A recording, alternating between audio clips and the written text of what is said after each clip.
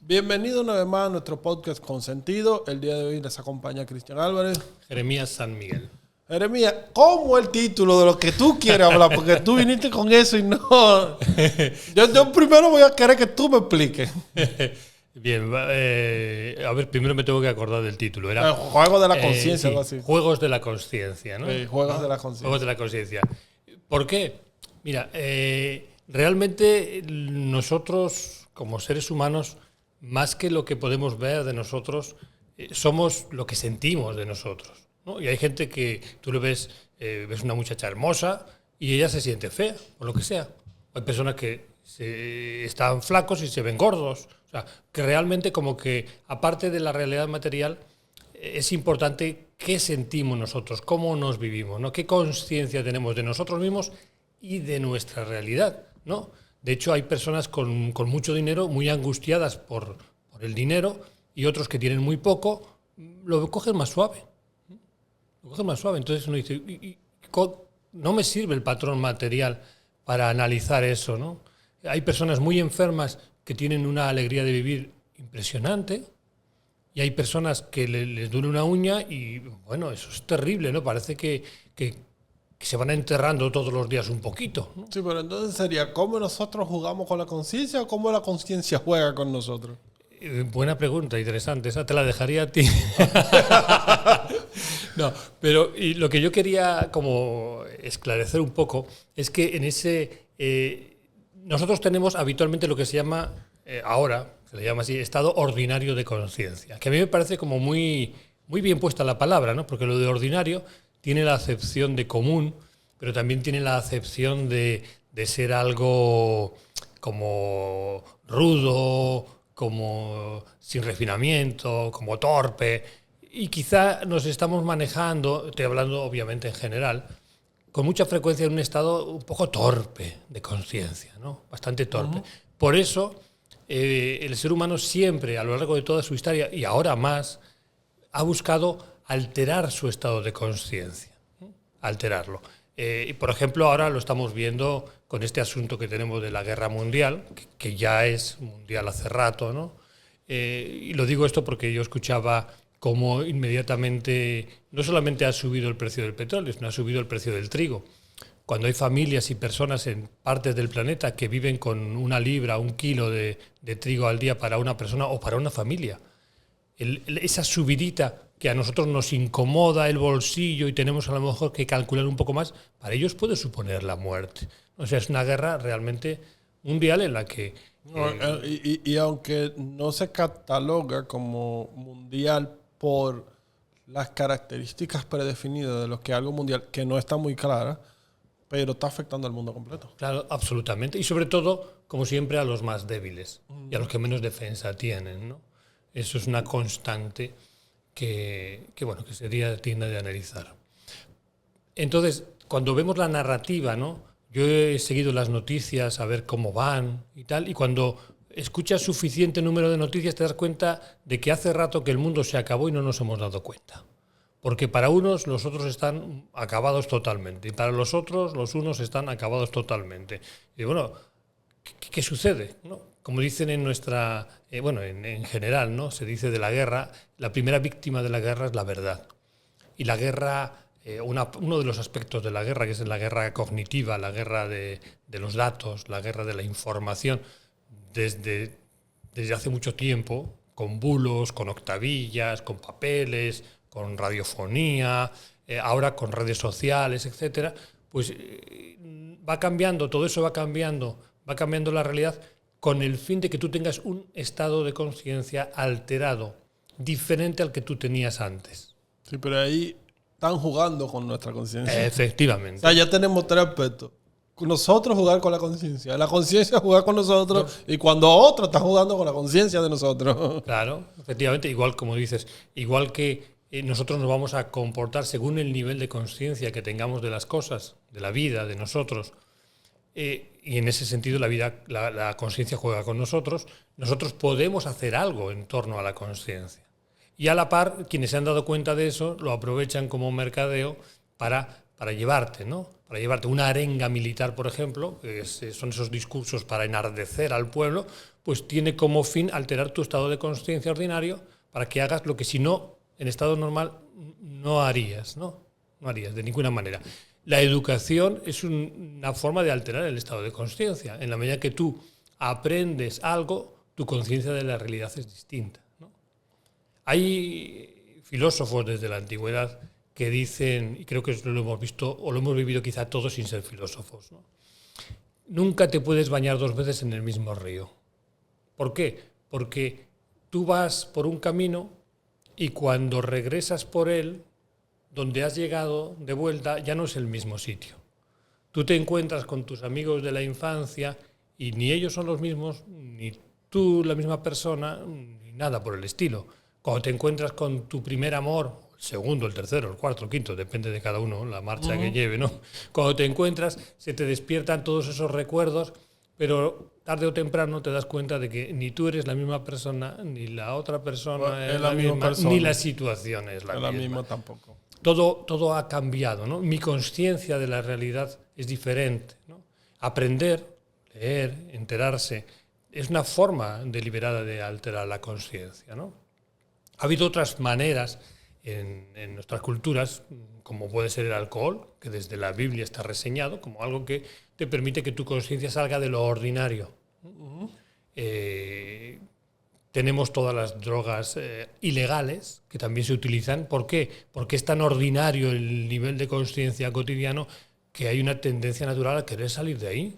Es lógico, es comprensible, ¿no? No voy a decir plausible porque trae unas consecuencias terribles, pero hay que entender los procesos, ¿no? Es tan ordinario lo que vivimos que necesitamos salir y la gente busca muletas, cosas fáciles que les resuelvan, pero lo fácil a veces no es tan saludable, ¿no? Los videojuegos, por ejemplo, ahora, pues es una manera de tú alterar tu conciencia. Tú estás aburrido en el trabajo y te pones a jugar, pim, pim, pim, pim, pim, pim, pim, y tu conciencia se va a otro lado. Televisión, cine, te amplifica, y dentro de esa amplificación de tu conciencia también, cuando hay ingeniería social por detrás, te puede dirigir tu conciencia en un sentido o en otro, ¿no? Mira, una de las estrategias de la guerra que a mí me parece que está incluida en nuestra comunidad humana ahora, iba a decir nacional, pero no, creo que no, transnacional, realmente, que es una estrategia de guerra que se utiliza, es la de degradar, denigrar, animalizar, bestializar, demonizar al teórico enemigo, antes de declararlo enemigo. Eso no hace falta declararlo enemigo, basta con que tú hagas una propaganda que reduzca a esa persona, a ese ser humano, a ese colectivo, a algo que no es ni humano. Y entonces ya inevitablemente el que lo escucha, su conciencia se dirige hacia ver el mundo de esa manera y aquel es tu enemigo. Y eso pasa en todos los países con sus vecinos. Son los más brutos, son los más tontos, son lo que sé. Y más, ¿no? Si el país es un país desarrollado que tiene un vecino que está en peores condiciones, vamos a decir, socioeconómicas que ese país. Claro. Relativamente hablando. Digo relativamente porque no sabemos dónde se mueve más dinero. Sí. Aquí o allá. Lo que pasa es que, digamos que con juegos diferentes, ¿no? Decimos relativamente. Sí. Entonces, claro, la vida, por eso el título que yo te decía, la vida se me antojaba en ese momento como si fuera el juego que hacemos nosotros con nuestra conciencia. Buscamos que no sea igual, ¿no? Bueno, mayor alteración de la conciencia que enamorarse, imagínate, ¿no? De repente dejas de ver el mundo como lo veías. Ya hasta la vida es bella, incluso, ¿no? Para algunas personas. Idealizan a la otra persona, lo enaltecen, dejan de ver todo el filtro de defectos, se les borra y empiezan a ver solamente virtudes, ¿no? Como cuando uno está enamorado. Eso mismo, enamorarse. Claro, eso tiene sus pros y sus contras, ¿no? Porque a la par que te permite tener un mundo mucho más amplio y rico, también te permite engañarte en algunas cosas, pero tarde o temprano llega el desengaño, ¿no? ahí es donde nosotros nos desenvolvemos, en ese juego permanente de nuestra consciencia. La vida a lo mejor es eso, jugar con la consciencia. Cuando uno juega, que es uno el que juega, o cuando deja que la conciencia juegue con eso. Claro, y la vida, que lleva su propia marcha y no pide permiso para nada, pues nos va llevando a amplificar en un momento determinado la consciencia, en otro. Fíjate el cambio hormonal que se produce cuando nosotros vamos desarrollándonos, ¿no? Y en el caso de los hombres es notorio, pero en el caso de las mujeres es espectacular. De repente, un ser humano con una capacidad o con una tendencia al juego, con lo que es un niño, ¿no? De repente llega un momento de su vida en el que algo cambia y se ve como un ser posiblemente reproductor. Su conciencia de la vida cambia. O sea, ya la vida no es lo mismo, ya es otra cosa, ¿no? Cuando tomamos determinadas decisiones, también nos coloca en posiciones en las que nuestra conciencia cambia. Si de repente ya te haces responsable de un trabajo, ya te das cuenta que eso de trasnocharte, pues a lo mejor ya no, hay que rebajarlo un poquito para al día siguiente poder estar. Sí, tú vas... es que como ese tema de la conciencia es algo con lo cual uno evoluciona, va caminando, pero hay momentos específicos donde es el entorno o la misma vida la que hace esa influencia en la conciencia que uno tiene. Incluso tú mencionabas ahorita la parte de la educación, pero está la parte de la sociedad que también tiene una influencia sobre la conciencia. Hablando de la conciencia, me llegó a la mente escritor e investigador famoso de México, apellido Greenberg, que hablaba mucho sobre los estados de la conciencia y ese tipo de cosas.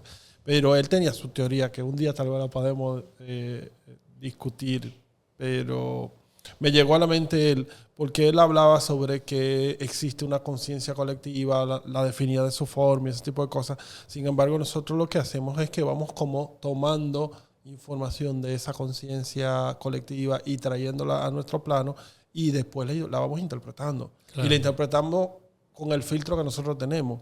Si en ese momento el filtro que tenemos es de una gente enamorada, entonces la vamos a interpretar como eso, como una persona enamorada.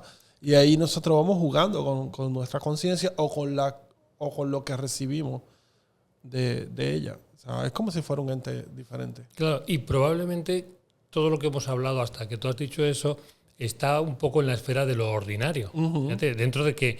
Hasta que yo metí un investigador. Hay algo, ¿no? Sí. ¿Por qué? Porque sí, realmente es fantástico eso de ver cómo la vida... claro, cuando por ejemplo hay un cambio hormonal, cambia la conciencia. ¿Pero qué fue primero? ¿Que cambia la conciencia y luego las hormonas? ¿O primero las hormonas y luego la conciencia? Depende de opiniones, ¿no? Pero lo que nosotros podríamos decir es que están esos acontecimientos más o menos simultáneos. Bien, que uno fue el primero y el otro ya lo dejamos para la discusión de los cientificistas o de los más esotéricos, cada uno como quiera. Como lo quiera. Como lo quiera ver. Pero sucede, eso sucede. Y es fantástico. Pero todavía estamos en esa conciencia de lo que nosotros podemos ver como seres humanos. Mira que en la medicina china hay canales... antes de los canales está la consciencia. Es decir, yo puedo tener conciencia de ser un ser material o ser lo que nosotros decimos un ser energético. Es decir, hay una vitalidad, hay una energía que en biofísica se estudia. Los saltos eléctricos y todo eso se estudia en biofísica. En la ciencia ordinaria que manejamos diariamente nos queda un poquito lejos, pero está estudiado. Si yo me veo como una cosa solo material, mecánica, de física mecánica, bien. Si me veo como una física ya más elaborada, más energética, más eléctrica, más electrónica, más, iba a decir cuántica, sin saber muy bien realmente por dónde va eso, pero sí, por ahí, si lo vemos así, en esa amplitud, ya vamos a encontrar una visión de nosotros mismos diferente. ¿Cómo esto en Oriente se plasmó? Pues yo diría que, por un lado, tenemos los canales por donde fluye el chi, la vitalidad, la energía, que están bien descritos, y que serían los canales más o menos ordinarios, ¿no? Y nunca mejor dicho, porque van en orden, tienen un ciclo diario, tienen un ciclo mensual, tienen unos ciclos más o menos comprensibles. Pero luego tenemos los canales extraordinarios. Quizá para recordarnos que tenemos una conciencia, una necesidad de conciencia terrestre, material, humana, pero también una celeste, una conciencia extraordinaria. Es como si tuviéramos esa memoria de lo que se sale de nuestra percepción habitual, que lo podemos ver por la noche, porque ver las estrellas, ¿no? Pues el sol, la luna, y sobre todo lo más interesante de las estrellas, a mí siempre me ha llamado mucho la atención, es el espacio que hay entre ellas. Cuando tú ves los puntitos, pero ¿y para allá? ¿Y para allá qué hay? ¿No?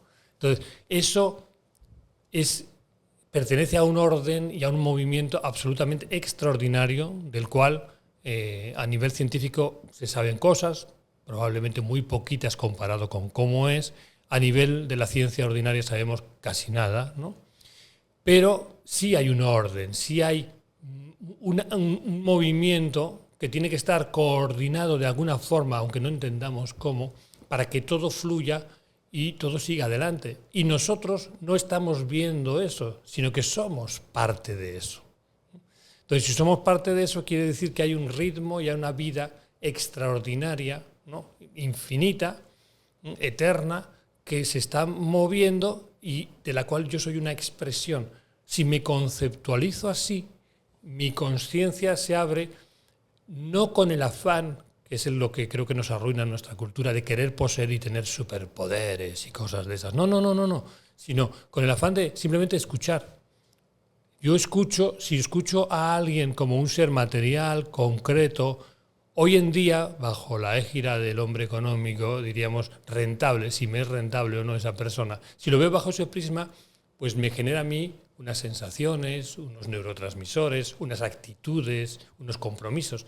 Si valoro al otro como un ser energético, como un ser de luz, como parte de esa expresión de lo infinito, ¿no? Como decían los antiguos orientales, como un templo en el que habita lo eterno, si lo contemplo así, aunque yo no llegue a ninguna conclusión racional, porque se sale de ahí, pero sí va a generar una serie de cambios y de actitudes y de vínculos completamente diferentes. Sí, al final el mensaje es que vamos a ver cómo nosotros podemos identificar nuestra relación con la conciencia, nuestro juego de conciencia, y disfrutar ese proceso al mismo tiempo de que esa interacción la reconozcamos, que entre los matices que existen, uno es un ser que combina esa parte terrestre, esa parte celeste, esa parte ordinaria, esa parte extraordinaria, y tratar de buscar ese camino donde nosotros, vuelvo a repetir, disfrutemos de nuestra interacción con la conciencia. Sí, yo recogería también, además de eso, 2 puntitos más como síntesis, que creo que lo has dicho también. Uno de ellos es darnos cuenta de que, o 3, uno de ellos que nuestra conciencia se está moviendo permanentemente.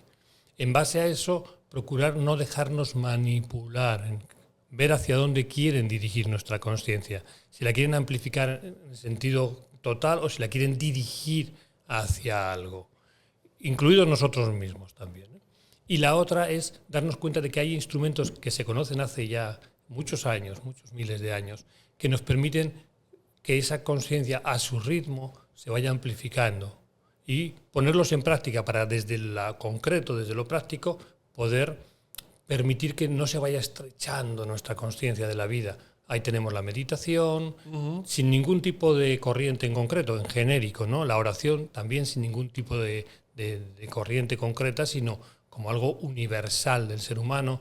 Tenemos el Qigong, el yoga, cualquier disciplina, las danzas sagradas, etcétera, ¿no? Cualquier disciplina, la acupuntura, nos puede permitir situarnos de una manera en que, de forma natural, porque es parte de nuestra naturaleza, nuestra conciencia se vaya expandiendo al ritmo que le corresponde, sin ambición, pero sin dejar que se vaya estrechando cada vez más.